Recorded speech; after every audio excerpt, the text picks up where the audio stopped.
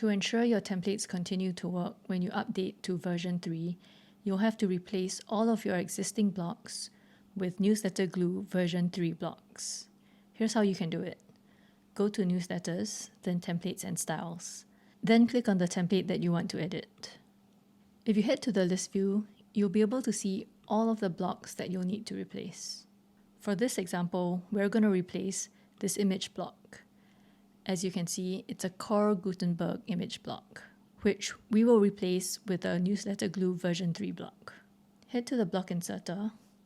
Then you can either scroll down until you reach Newsletter Glue version 3 blocks and select the relevant block, or you can simply search v3 image. Then click on the block. Next, we'll click on the media library and search for the relevant block.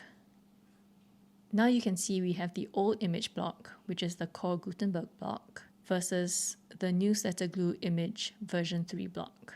Now that we've added the v3 block, you can go ahead and delete the old block. So you'll want to make a similar replacement for all your other blocks, including your paragraphs, your container, your author byline, and so forth.